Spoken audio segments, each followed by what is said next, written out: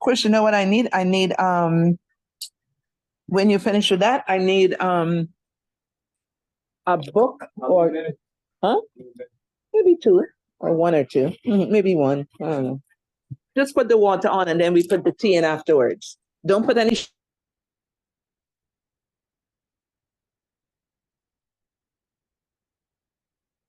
Good evening, everybody.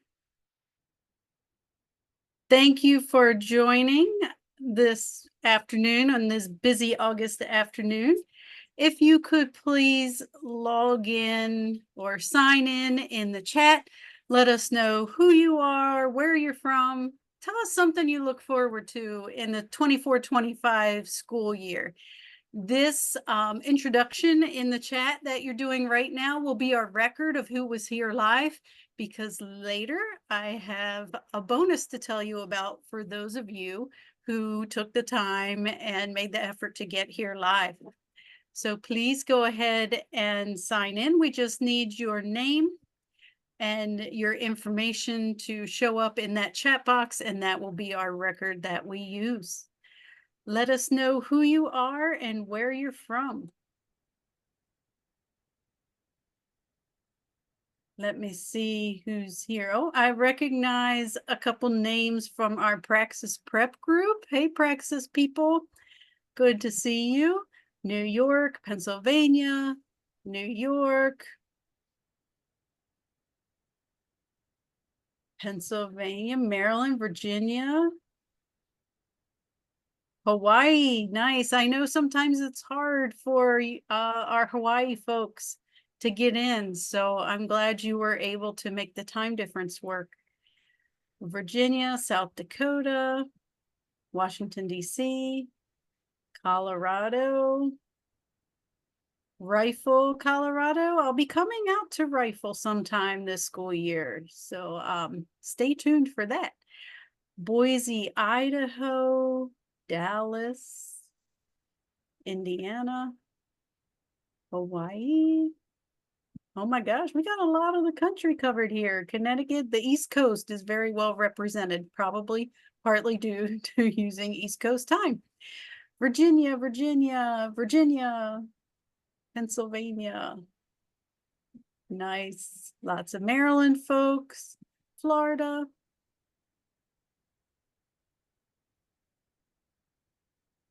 North Carolina. Okay, we need a South Carolina person here to round out our East Coast. We need a Georgia person. Ohio, Colorado. All right, we are covering most of the country here. Excellent. All right, I'm going to give it just another minute for everyone to get connected and to sign in the chat, and then we will get started.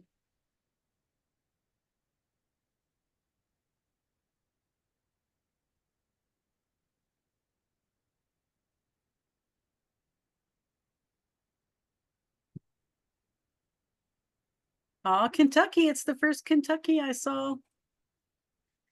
Colorado, New York. Excellent. I see some familiar faces from past courses and webinars. Welcome back. Welcome back. It's always good to see the same folks come back. Lots of new faces also.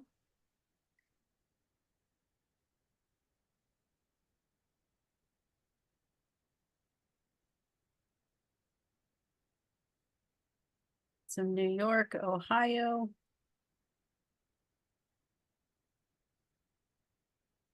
All right, just another couple seconds to get logged in. If you logged in after I made the little announcement that those of you who are here live will be getting an extra bonus for taking the time to show up live and spend time with me this evening. So please make sure you sign in the chat box. That's my record to know who was here live. I can't keep up with the participant list that moves constantly, but I can go back and look at the recording of the chat box. So if you are here live, please introduce yourself in the chat so we have record of you. And you will be getting a little bonus this evening. Oh, New Jersey, we hadn't had New Jersey yet. North Carolina.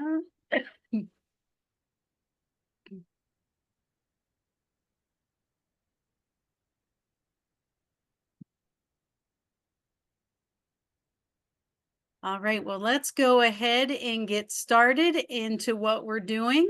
We are recording, and the recording will be available to you and the other registered participants for the next 48 hours only. We're trying something a little different. If you have been to English Learner Portal webinars in the past, you know that we're very generous with our handouts, very generous with our recordings, and we're trying something a little different. And so you have to watch it play out and see what we're doing if you've been in our webinars before. If this is your first time here, thank you for deciding to give it a try. I think you will find it helpful and useful. And most of all, you find that community there in the chat box to be just as helpful, if not more helpful, than any information I share. Our webinar participants are usually very willing to share ideas in the chat. And so feel free at any time if you want to add to the conversation, if you want to give an example, if you want to just say, yes, that's me too, or yes, I get it, or whatever it is you want to say to join in, please do. If you have a resource to share, feel free. You can ask questions as well. I'm going to try to focus on the messages tonight, and keep kind of out of the corner of my eye, keep an eye on the chat box. So if I miss a question, I apologize in advance, but go ahead and ask it anyway, because if I miss it while we're on live, I will definitely answer it in our follow-up email. All right, I'll do my best to keep an eye going each direction. Right? Lots going on at the same time. All right, so welcome to Unlock the Magic, 5 key understandings for engaging newcomer students.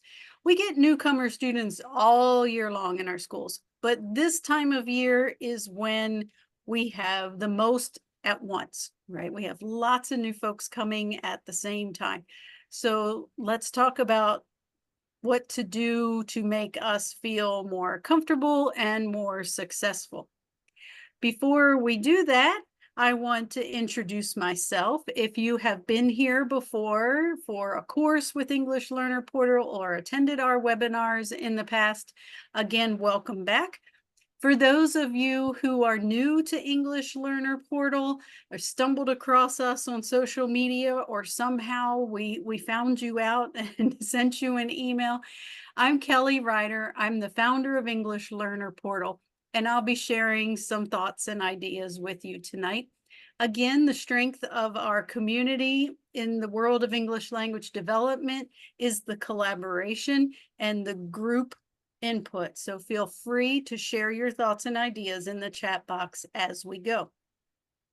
For those of you just logging in, there is a special bonus tonight for those of you who are attending live. So please make sure, since you are here live and you set this time aside, to put your name in the chat box. Make sure I have record to know you're here live so that after our webinar tonight, I can send you a little bit of a bonus that we'll talk about in a bit. So English Learner Portal began in 2018, and that was after a 27-ish year career in public education. I started in 1992-93 school year. And I started as an elementary English language development teacher, ESL teacher. We call it a lot of different things. So for English Learner Portal purposes, I try to say English language development for the instructional programs.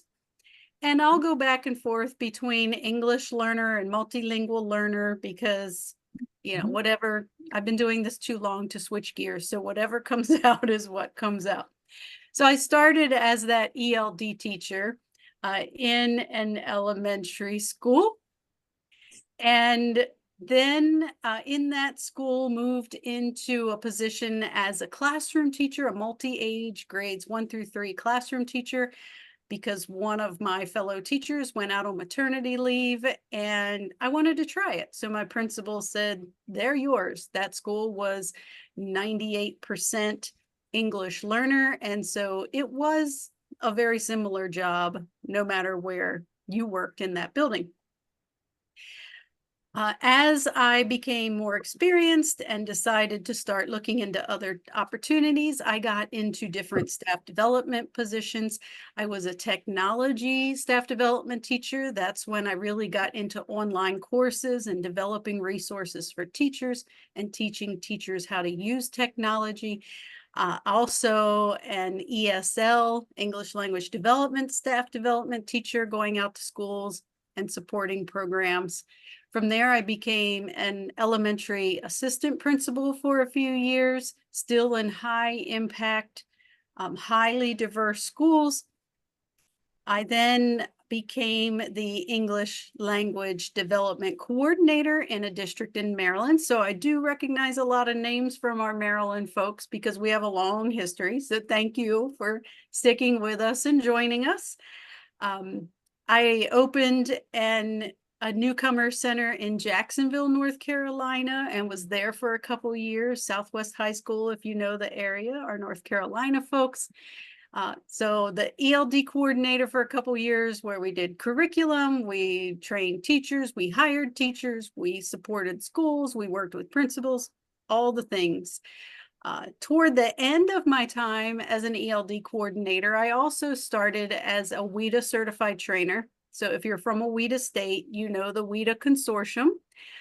They have trainers who go through a training program and then sent us out around the country to do workshops.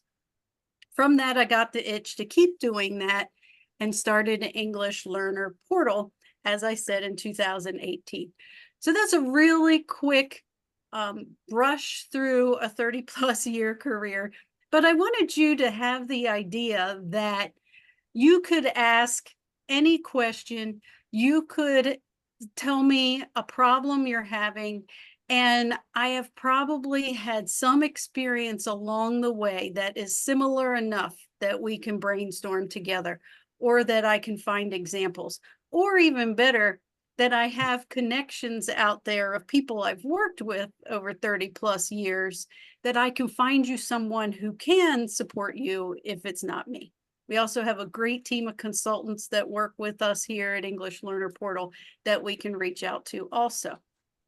So for tonight, we are talking about our newcomers.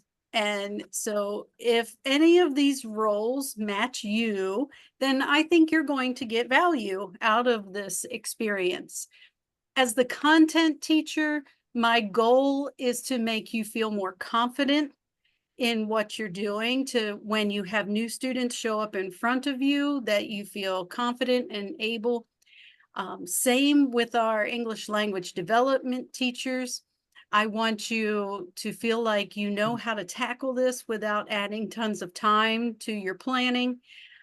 I want my ELD teachers to feel like you also can tackle the needs of all of our newcomers, and that you can also be a support to your colleagues by sharing the same simple things with them that I'm going to share with you. If you're a district or school administrator, I hope you find value in the ideas as well of how you can share these ideas with your teachers, with your principals, with your support folks, whoever is working with students, to help give them confidence that as a school administrator, you feel confident with this student group, that you now know me and have met me and you know who to reach out to if you want more support. Our professional development and our coaches, same thing. You have us to lean on if you need backup, and you'll feel more confident in what you're sharing with teachers. And our school counselors, school psychologists, school social workers, PPWs, that particular group, you may not be as involved in the instruction, but you are a vital part of making our students feel welcome and getting them engaged, to getting their families engaged in the school, working through becoming part of the school community. And so we hope to offer value to you as well. So in the chat box, let me know if you think this group that I have here on the screen applies to you. Say, yes, that's me, or I see myself, whatever you want to say. And if you don't see your role, please put your role in the box so I can make sure that when I am sharing examples that I cover you too, because I don't want to miss anybody. Oh, I love this. I love everybody with their yeses. Excellent. Perfect, perfect. Oh, world languages teacher. Absolutely. Thank you. I need to add that for next time, putting that in my notes, right? World languages teachers, language is language, right? You're teaching language, whether it's English, Spanish, Chinese, Arabic, teaching language is teaching language. So you have a little bit of the reverse where the students are looking at you blank because they're coming to you with English and you're speaking to them in your language of instruction. So opposite, but still the same things apply. All right, excellent. Advocate, I hope all these roles apply to advocate for sure. Former exchange student, that's cool. When I was in elementary school and junior high, what we called it in those days, my family had a couple exchange students, wonderful experiences. All right, great. I'm glad you're feeling like this is you. Trying to read through real quick. And do we have a newcomer magnet program or do we not? The age-old question that we've been talking about forever. All right, right. If you are the English language development or English is a new language, CLDE, Colorado, whatever your area calls those teachers, if that's you, you might not find all the information to be new and earth-shattering, but I want you to think about it in a way of how to simplify the messages and start with just the big things so that you can make the most of your time as a coach and advocate as well. All right, I'm glad you're feeling like this is you. Again, if you haven't introduced yourself in the chat yet or participated by responding, please at least introduce yourself. Later in our presentation, we'll be talking about a bonus to those who showed up live. And the only way that I know you showed up live is for you to put something in that chat box to tell me that you're here. Even if you say, yes, I'm here, then I'll know you were here. It's important tonight. This is the first time we've done it this way. So we'll see how that goes. All right. So I kind of touched on this, but let me make it official. Our goal tonight is to help you gain confidence in teaching or supporting other teachers in teaching, or both, our newcomer multilingual learners. I want you to be confident. I want you to feel prepared. I want you to give yourself a break and say, I'm doing it and I'm doing it well. And while we always have room to improve in anything we do, that you are doing right by your students with the things we talk about tonight. And I know that sounds kind of silly to people who aren't teachers, but you know, we lose sleep at night worrying about, did so-and-so get it today? And I don't think that connected, and we have all those thoughts, then we're going to try to settle some of those thoughts for you.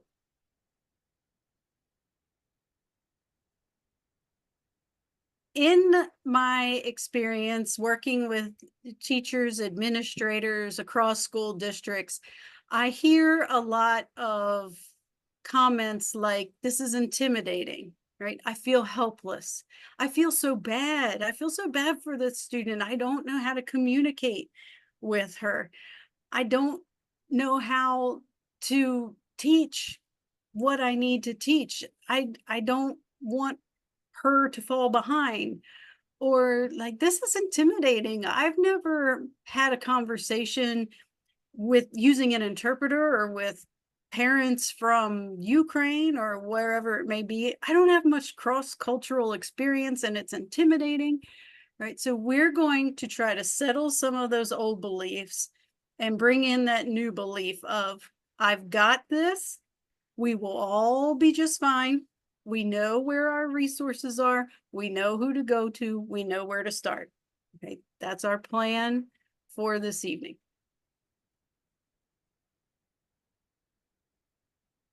Now for your show up bonus, again, if you're just logging in, make sure you say something in the chat.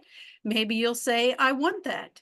Maybe you'll say, thanks. Maybe you'll say, can we have another one? Whatever you want to say, but make sure you've said something in the chat tonight. So I know you were here live. I will go through all those names and you'll get an email with an attachment of this show up bonus. It's our language arts lesson sequence. And what this is a 5-lesson sequence, 30 to 45-minute lessons that go together. Of course, that's the sequence part.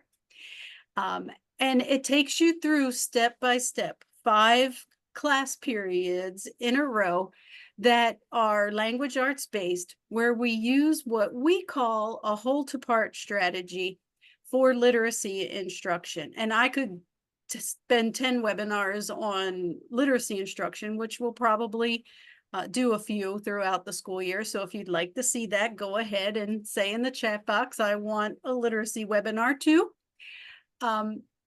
Our literacy sequence, tried and true, been using it for years and years and years in the classroom with teachers. Great for students pre-intervention who are struggling a little with the literacy. And it takes you through step by step of how we take students into starting with their oral language, move them into some co-created or supported writing, and moving that into reading, and then taking that back into independent writing. So I see literacy webinar, sure, through the chat box. So you can just watch your email. I'm going to say maybe October. We'll shoot for October. And then we can walk through something like this together at that time. But you will get the 5 lesson plans for the 5 lessons and the slides and the images that go with it. All you'll have to do is customize a tiny bit for whoever's in front of you, right? It's hard to write lesson plans for other people's students, but it's a great framework for you to use. So that's your thank you for being here in person. We had hundreds of people sign up, and I know most people count on that replay, but the chat box conversation just is so meaningful and really helps me understand what you need and where you are and what you're doing. And so I really appreciate you showing up live tonight. All right, so here are some challenges that we are going to address. I'm not sure what to do when a student doesn't yet speak any English, right? You're in class, you're smiling at all your new students, and you usually one of 2 things happen. Either the teacher avoids eye contact and tries to avoid the situation because it's uncomfortable, or the student avoids eye contact and tries to avoid the situation because it's uncomfortable.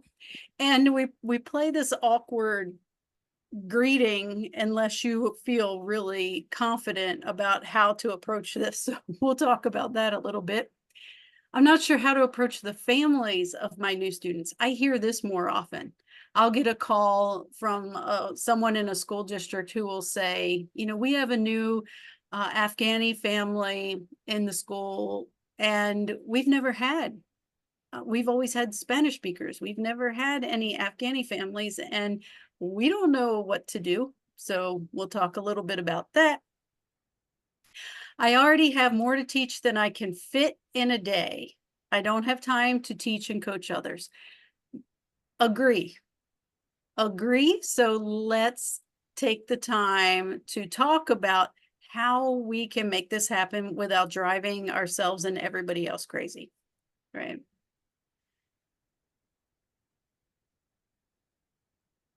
I trying to watch that chat box at the same time.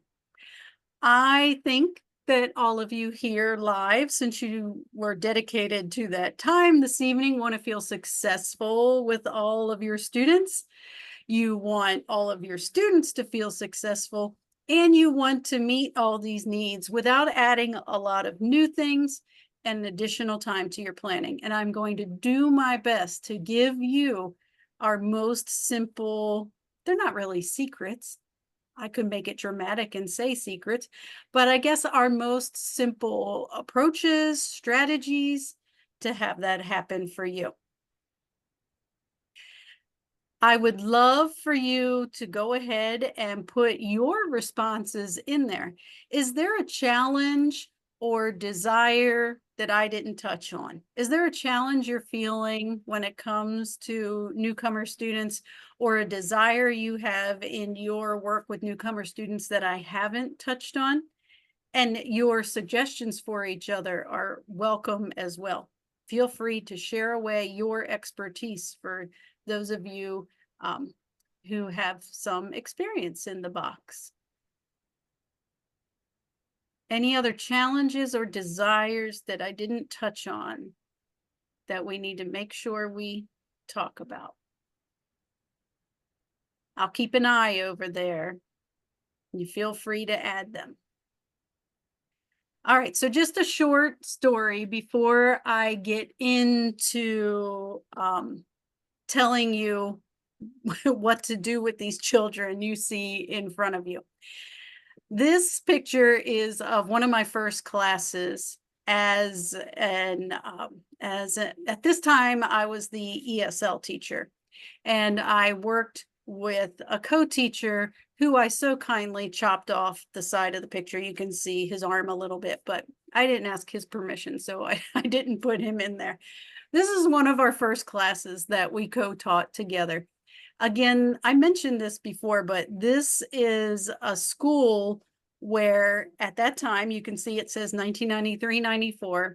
It was a K-3 school, and kindergarten was separate, and first, second, and third grade were together in multi-age classrooms, and we looped. So every year we got new first graders, and our third graders went on to the intermediate school, and then we brought in more first graders, and that cycle continued.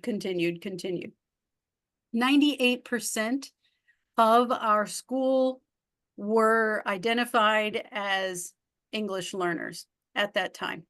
100% of this school was identified for free and reduced lunch. So high poverty, high English learner, and the place where I learned so much, because that is not my experience as a student. So when I came into the classroom, and I was expecting a couple students who didn't speak English, but most of them knew some English.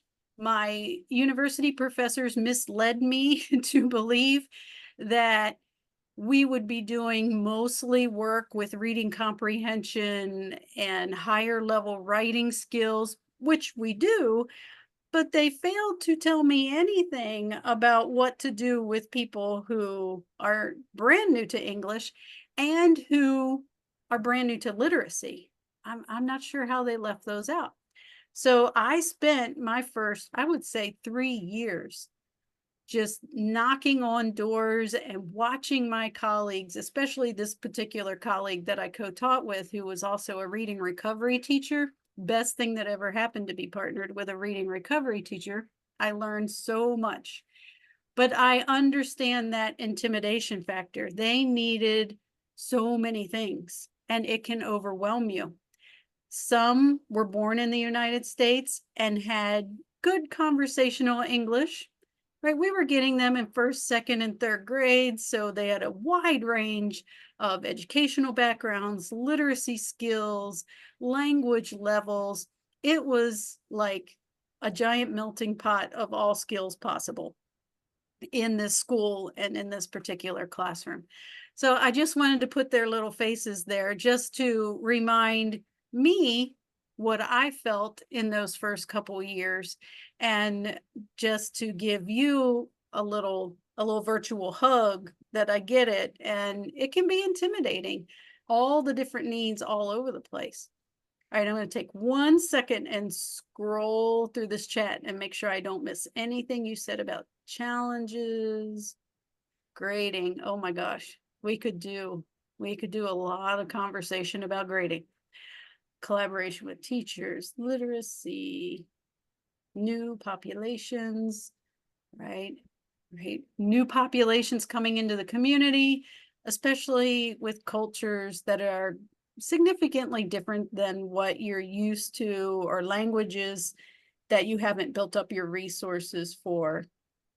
All right. Thank you for adding those. I'll also keep those in mind as we plan future webinars as well. Again, if you haven't said anything in the chat box yet, please do, because we have that bonus for anybody who's here live. And the only way I know you're here live is to have you recorded in the chat box. So go ahead and say I'm here, or introduce yourself if you haven't done so yet. All right, so over all these years, 30 plus years, I've discovered that there are a few small things that can make a huge difference in the success of your newcomers, English learners, multilingual students, right? Few small things that can make a world of difference. And I promise you that any additional time that you'd have to spend on these ideas will more than pay off on the time you'll save with reteaching, with planning things that weren't working, with doing things that just weren't clicking. We're going to, for every minute I add to your day, I promise you I'll save you. I'm not going to give you some minute guarantee. I'm going to save you time, right? I don't believe in false promises. I'm going to try my best to save you time. All right, so we said that this webinar is 5 key understandings, right? So key understanding number 1, it's that time of year to start off on the right foot, right? I know this sounds silly to some people, but if you are an introvert like me, yes, I can talk to hundreds of people who are behind a screen. I can talk to hundreds of people in front of me at a keynote address, at a conference, because it's about work. But when it comes to interpersonal small talk, my anxiety goes whoop. So starting off on the right foot, here's what I want you to remind yourself, or say to yourself in your head. An 8-year-old is an 8-year-old. All right, that's if you're in like 2nd or 3rd grade. Whatever age your students are. A 12-year-old is a 12-year-old. A teenager is a teenager, for better or for worse, right? That student in front of you may not speak English yet, but that student is just a student, and they have the same things they're excited about. They have the same fears as everybody else. They have background knowledge that they're dying to share with everyone. It's just a student. It is awkward for the student also. I mean, some are just extroverted wonders who impress me, and they're like, I'm just diving in. Nobody's going to ignore me. And others are very, very timid and shy. So relationships matter. Okay?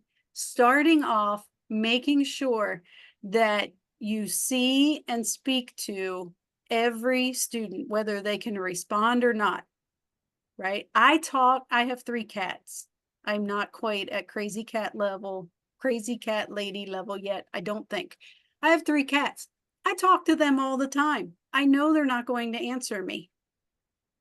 Do they understand everything I say? Probably not, but they understand some of it because they respond. So I know your kids are not like your cats, but still, if we can talk to animals, if we can talk to inanimate objects, we can talk to whoever is in front of us. They may or may not understand, but you know what matters most is that they know you cared to speak to them and that you are trying, right? So just a small hello. Look at who is in your class, what languages do they speak, and do take a little bit of time at the beginning. Maybe you can learn how to say hello in those languages, or ask the students to teach you on the first couple days of school. Let's all practice together, teach each other. It's a great way to make people feel seen and understood and heard, right? Whoops, sorry, I jumped ahead of myself there. A smile goes a long way. Gestures, looking at them and making sure they have a space and a desk with their name or a cubby or whatever it is you do, just recognizing maybe you have a map that they can share where their family's from. Maybe you have hello in different languages. Maybe you have some flags. Point to it, smile together, right? Include students. My challenge to you when it comes to the instruction is to never leave anyone out, right? I know that there is in the world of linguistics and language teaching a phenomenon known as the silent period. And it is a legitimate thing where students, people in general, even adults, in the beginning of learning a language, go through a period where you're really just listening, trying to absorb, trying to figure it out, trying to make sense of everything, and you tend not to speak up as much. The silent period is a real period of time for taking in all of the information around you and trying to make sense of it. What we don't want to do is use that idea of a silent period to end up excluding students when we have good intentions, but it ends up doing the opposite of what we want. So we don't want the pobrecito, the oh, poor you, this is going to be so hard for you. You're not going to understand this. You don't have to do this today. We are going to take that off the table. You don't have to find a different activity for your newcomers to do. We are going to work on how to make your current activities accessible to your newcomers. Are they going to get 100%? No, but they'll get some, and they'll get some the next day, and they'll get more the next time.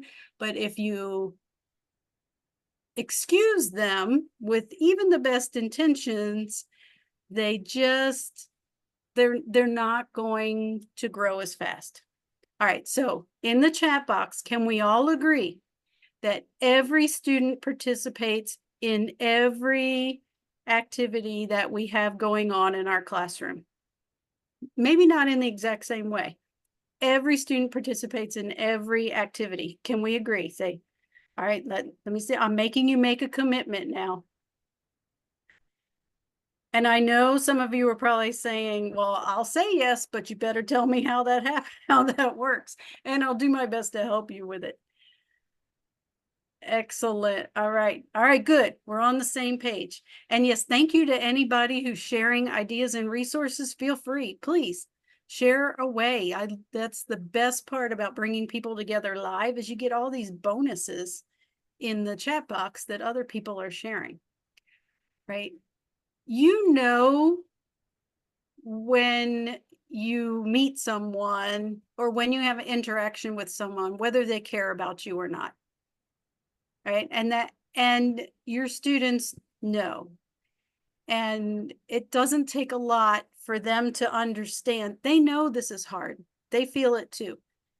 But all they need to know is that, and you can even say, this is tough. This is hard, but we are going to figure this out. We are going to be okay, right? Use your gestures, you use your little student interpreter. You're going to be okay. All right, key understanding number 2. All parents want the best for their children. Right? I hear lots of things. And again, I always approach my reaction to things assuming that everyone has good intentions, and sometimes we just don't know. And it's my job to help people know. And it's everyone else's job to help me know. Thank you. Thank you for sharing resources. Right, so let's start the year with the assumption that all parents want the best for their children. Are there some exceptions to the rule? Probably, but not really. We may have parents who don't know how to work with the American schools. We may have parents who it's not in their culture to be involved in school. They totally trust the teacher and the school to know what they're doing. And I send them to you with all hope that you will do the best for my child. I've heard things like they don't care because the student misses school, or they don't care because they don't show up for events. Let's try to get rid of that and say all of our parents care about their children. If we feel like we're missing a connection with those parents, or there's something we want to encourage parents to do, then let's talk about how to do that, right? It's our goal, it's our job to get engagement.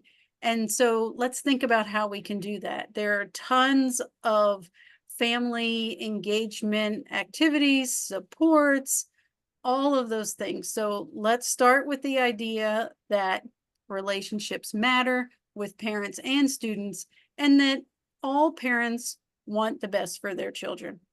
And I do believe all teachers want the best for their children, but sometimes we all get a little overwhelmed, and it gets to, we have days where we can't.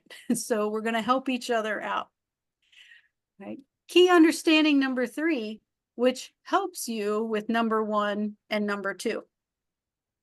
Key understanding number 3 is know your resources, right? You have school counselors who know a lot about meeting different needs, who know a lot about the resources in the community, who know about relationship building or different games or activities or strategies if a student is resistant to those things, or if a student is really hard to bring out of their shell.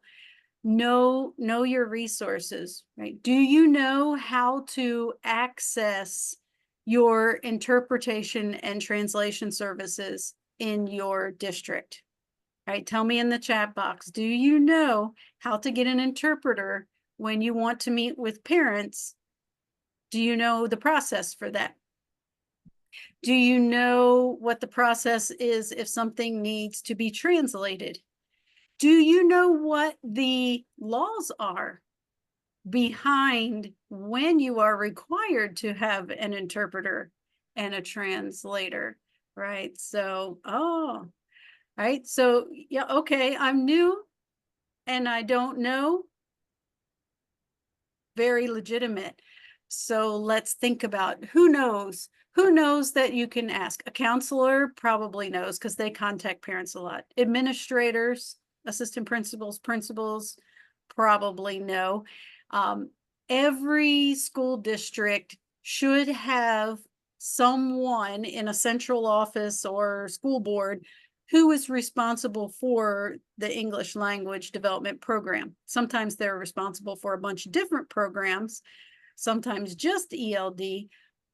So look them up. I'm sure they know. Some districts are bigger, have a lot more students, and they have a department for that. So do a little digging, ask around. You can always ask your English language development teacher. They usually know. If you're new to that area and you're the English language development teacher, you got to ask those questions because people are going to be asking you. All right.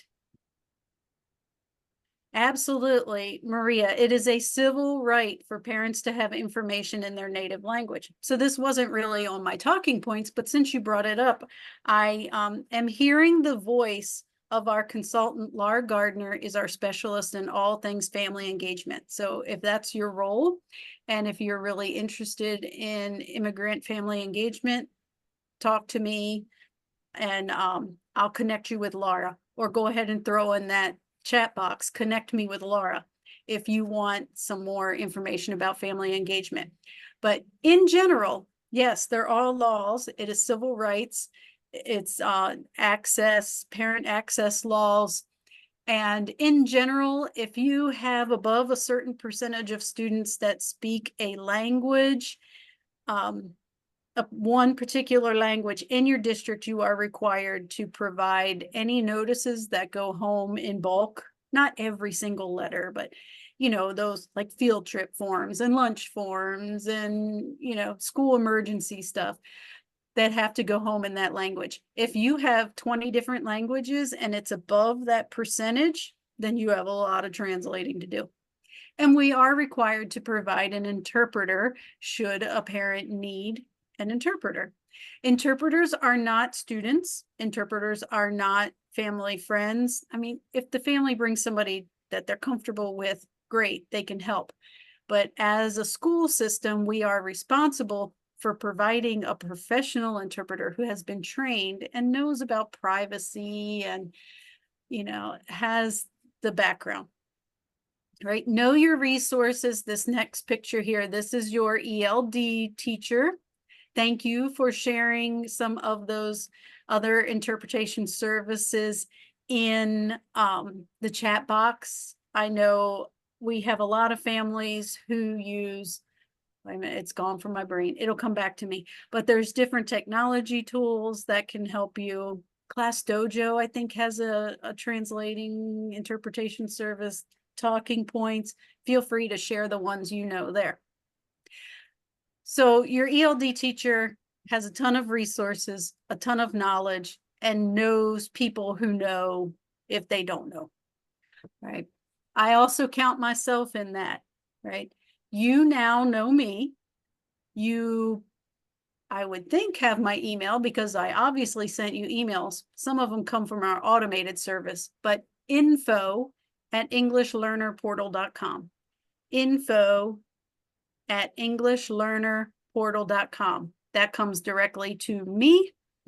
And if you have any questions, concerns, need a resource, hang on one second. I can't type and talk at the same time. I'm going to put this englishlearnerportal.com.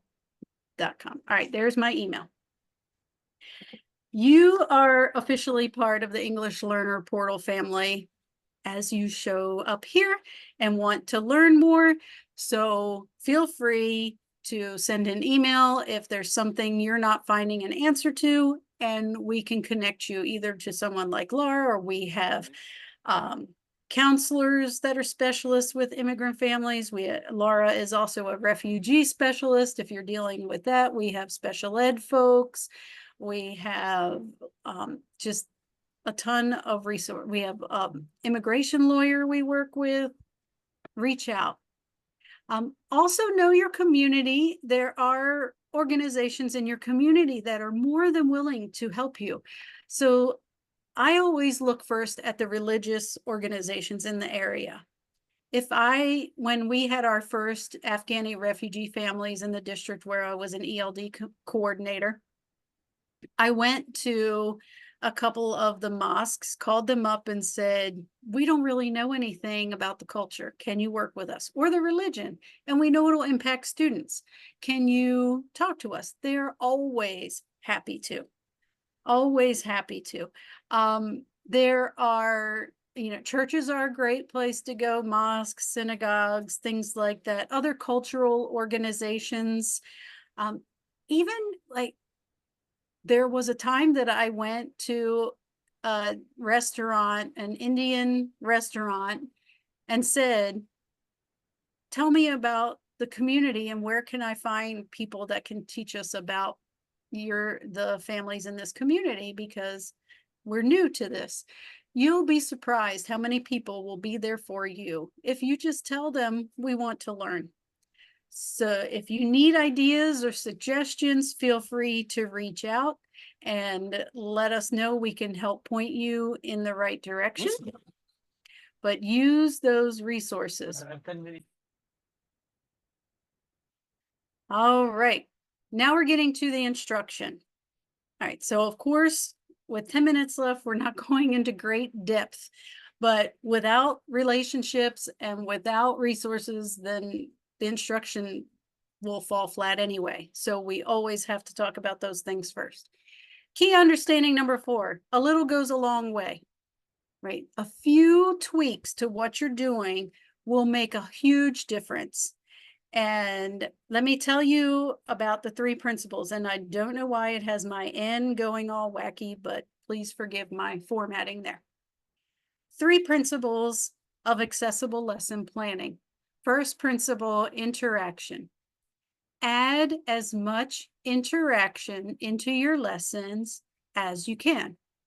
I understand that student-to-student interaction and small group work can get a little crazy and it becomes a little bit of a management concern, but routines. If you start from the beginning, you're really tight about your routines. This is exactly what I want you to talk about. This is how I want you to talk about it. This is who I want you to talk to. Be very clear and include as much interaction as you can. So you're already doing things, I'm positive, like think, pair, share, turn and talk, some small group work. Perfect, right? You're on the right track. I'm not telling you that you have to start from scratch. Those are great practices. What I want you to do as an upgrade that will not take you a bit more of planning time is to just think about how to do it more. More time, more student talk time. It actually gives you a break if they talk to each other and you don't have to talk for a while. It's a great deal when you get them really in the routine.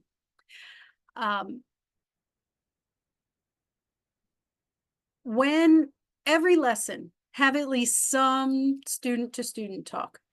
The reason why that is so important is that that is their time to clarify with each other in a non-threatening way. It is their time to practice the language and hear the language in different words spoken by someone else saying the same message. That really helps, gives them a chance to practice. It gives them a chance to even speak in their first language. If they want to turn and talk and speak in Chinese, go for it, because when you turn back to me, you're going to have a better idea of what I just taught. And that's my goal. Now we'll work on turning that into English. So everything we do, if it's for clarifying, first language is fine. If we're getting into now producing academic language and meeting our standard, we have to get back into English, right? So we can talk more about that another time too. Every lesson, some student talk. More and more as they get better with the routines and the management of it. At least once a day. If you're elementary and you have your students all day, at least once a day.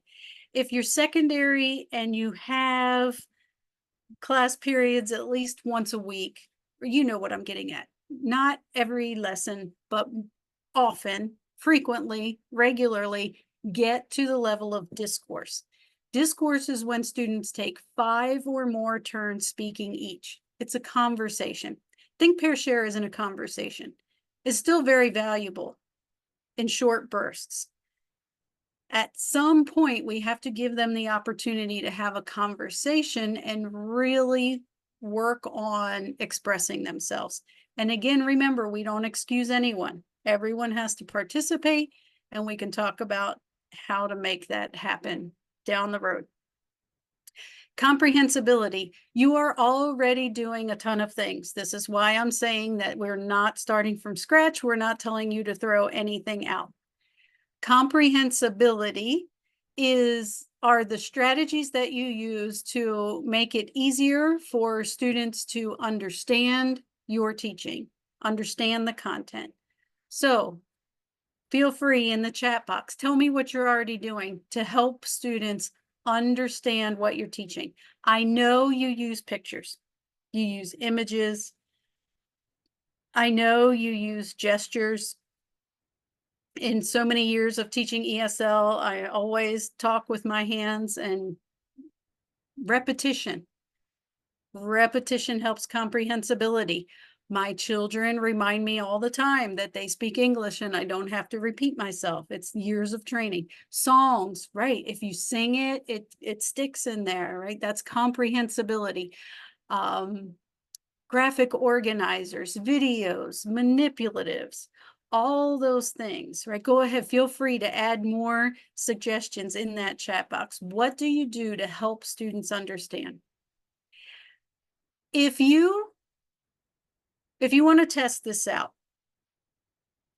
I want you to do a short little lesson where you teach something and then ask students some questions or have them write something, whatever you normally do, without those pieces. Then I want you to teach something very similar, and I want you to allow time for students to talk to each other in there. And I want you to throw in a couple pictures, and maybe you're modeling or gesturing or acting something out. Throw in a couple of these comprehensibility strategies that you see. All good. Sentence stems, paragraph frames, word banks. You're doing all of them. I think sometimes you just don't know how incredibly valuable they are for your students learning English. These are the pieces they cling to for understanding, right? They're waiting for you to pull them out. So you do it. I'm encouraging you to do it always, frequently, all the time. Make it a habit. It does not have to be super time consuming. Right? In time, you'll learn who needs it and who doesn't. You'll learn which strategies work best for the students in front of you. There's a lot we can talk about in that in future webinars and such. But for now, just pay attention to the difference you get when you use comprehensibility strategies and when you do not. This leads us to, I'm sorry, I'm going to go a little bit past 8 o'clock. I'm going to try to hurry up.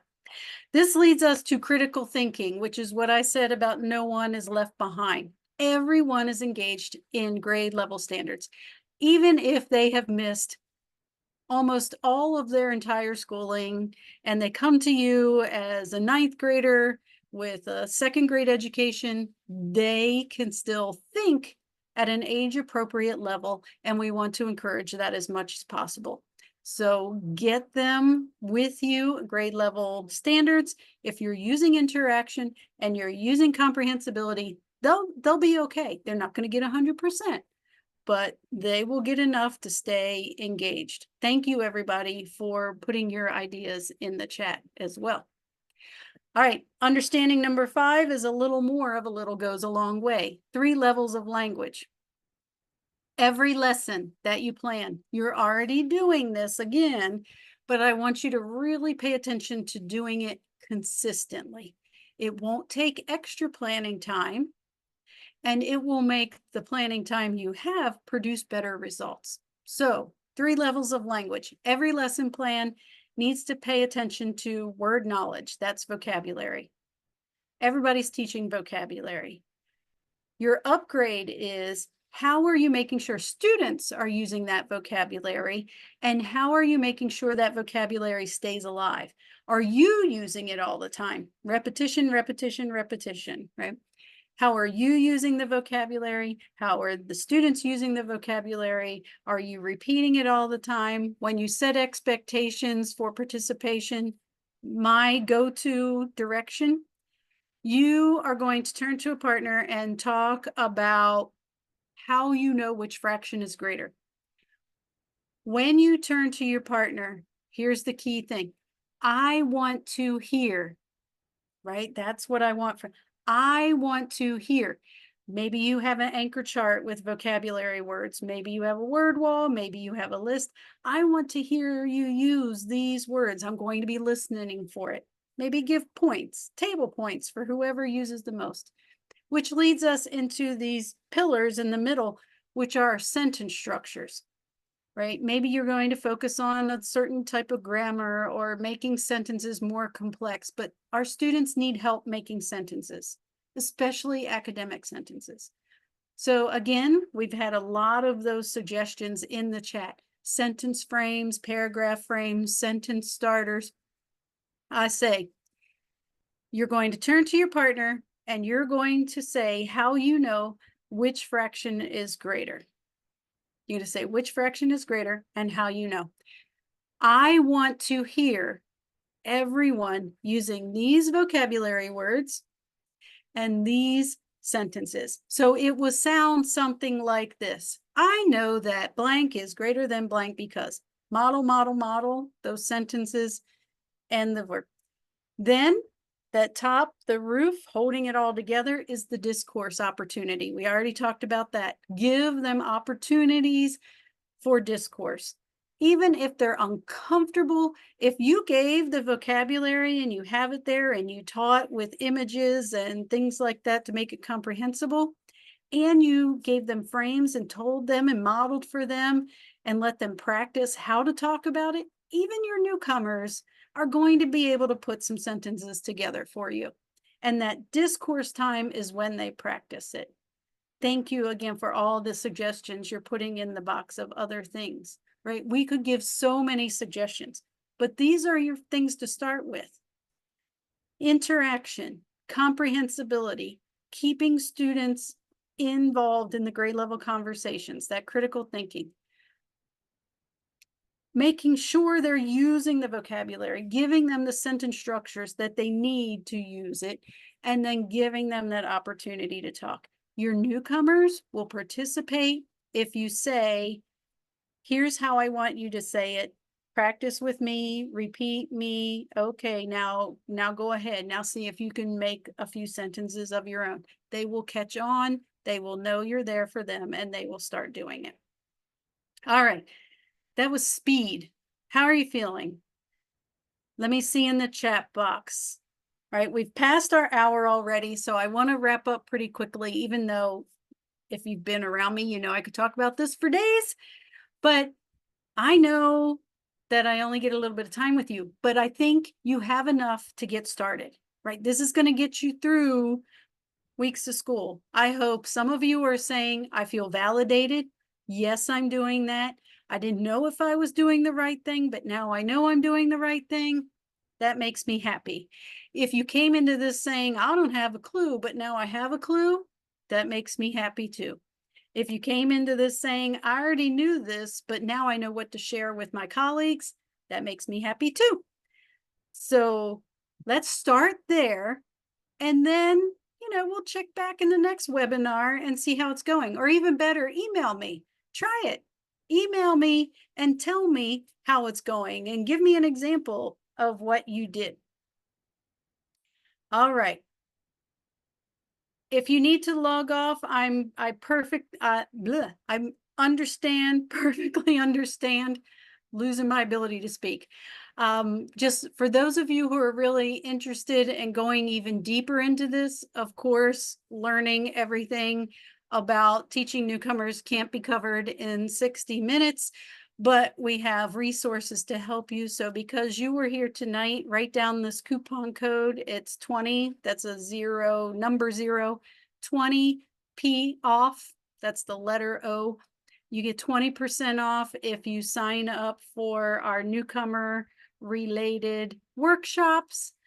So I encourage you to do that, to continue learning with us. We'll always continue working with you regardless. Here's some more information about what's covered in those courses.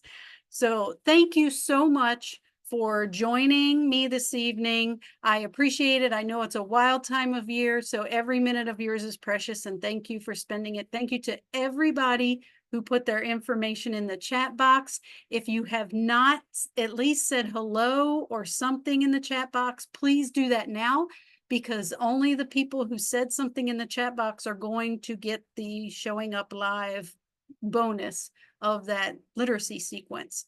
So make sure If you've been silent, say something there. The ideas that were shared in the chat box, I'm happy to compile those and I'll put them in our follow-up email. The recording, the replay of this webinar will be available by tomorrow, depends on how long all the processing takes.